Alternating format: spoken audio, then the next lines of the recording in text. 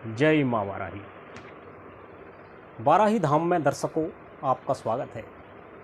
आज हम बात करेंगे सावन के महीने के महत्व के बारे में। जैसे कि आज 25 जुलाई से यह पावन पर्व, पावन महीना शुरू हो चुका है और अगले महीने के 22 अगस्त तक यह पावन पर्व रहेगा। वैसे तो हर महीने के कोई न कोई देवता या अधिष्ठाता होते हैं। जैसे भाद्र माह के श्री कृष्ण भगवान, इस महीने में भगवान कृष्ण की आराधना करने से हम विशेष फलों की प्राप्ति कर सकते हैं। और आश्विन माह में जगत जननी माता, इनकी आराधना करके हम विशेष फलों की प्राप्ति कर सकते हैं और अपने जीवन में नया प्रकाश ला सकते हैं। इसी क्रम में दर्शकों, सावन माह में हम भगवान भोलेनाथ महादेव की आराधना करके अपने जीवन के समस्त कष्टों का निवारण कर सकते हैं। यह माह जो है भगवान भोलेनाथ को बहुत ही प्रिय है।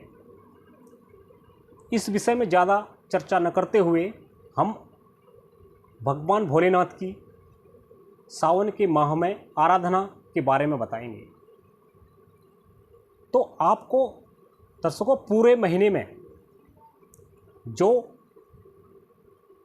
सृष्टि का सबसे शक्तिशाली मंत्र, पंचाक्षरी मंत्र नमः शिवाय, इस मंत्र की एक माला प्रतिदिन आपको जपनी है।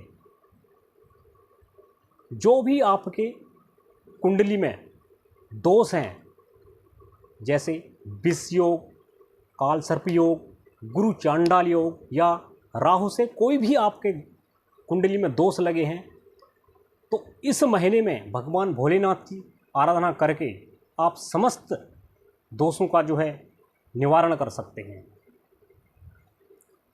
तो आपको क्या करना है दर्शकों, इस महीने में हर रोज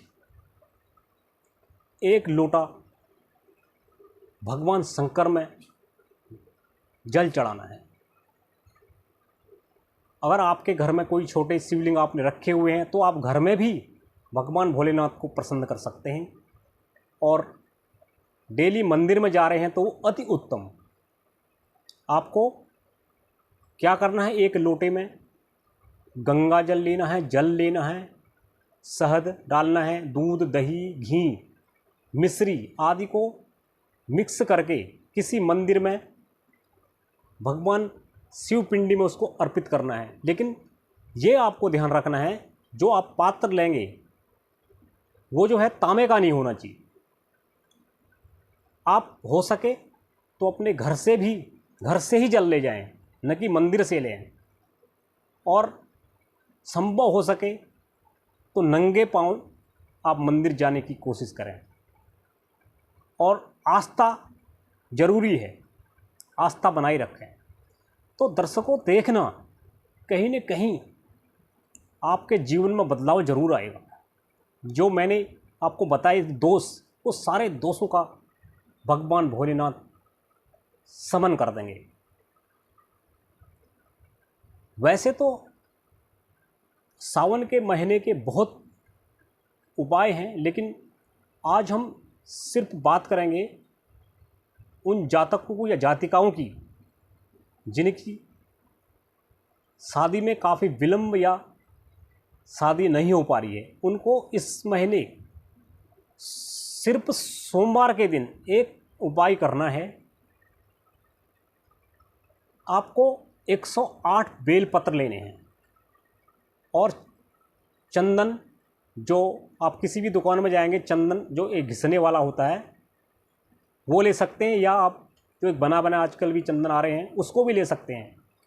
और एक टहनी, आप जो बेलपत्र लाएंगे उसकी भी टहनी से आप ले सकते हैं, या अनार की कलम भी आप ले सकते हैं। उसमें आपको चंदन का घोल बना के पत्तियों को, जो पत्तियां जो है खंडित नहीं होनी चाहिए, उसमें कहीं छेद नहीं होना चाहिए और कहीं से टूटी फूटी ना है, तो तभी ये आपको ज़्यादा फलदायी सिद्ध हो सकता है।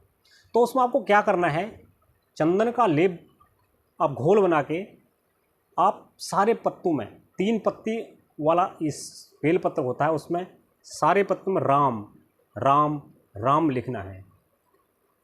और आपको शिवालय में जाके शिव पिंडी में जो बेलपत्र का चिकना हिस्सा होता है उस साइड ही लिखना है, और उसी साइड से आपको चढ़ाना भी है। एक पत्ता जैसे आप पिंडी में रखेंगे, आप बोलेंगे नमः शिवाय, दूसरी रखेंगे नमः शिवाय, तीसरी रखेंगे, ऐसे ही क्रम में आपको नमः शिवाय बोलना है। आप अपने लिए अगर कोई कामना कर रहे हैं तो उसमें आप नमः शिवाय का जप करेंगे, और आप किसी और दूसरों के लिए कर रहे हैं तो उसमें आप ओम नमः शिवाय का जप करेंगे। ये छोटी छोटी बातें दर्शकों हमें ध्यान रखनी होती हैं, क्योंकि हम काफ़ी समय से पूजा पाठ करते हैं लेकिन बाद में हम कहते हैं कि हमें इसका फल नहीं मिल पा रहा। तो ये छोटी छोटी बातें हमें जो है ध्यान में रखना बहुत ज़रूरी होता है। तो देखिए दर्शकों, ये उपाय करके आप की जो भी समस्या है, जो आपकी शादी लेट हो रही है या हो नहीं पा रही है, इसका समाधान बहुत अचूक समाधान है। तो अगले एपिसोड में फिर आपसे और मिलेंगे कुछ दूसरे उपाय के बारे में। तो आज के लिए भाई इतना ही। जय मां वाराही।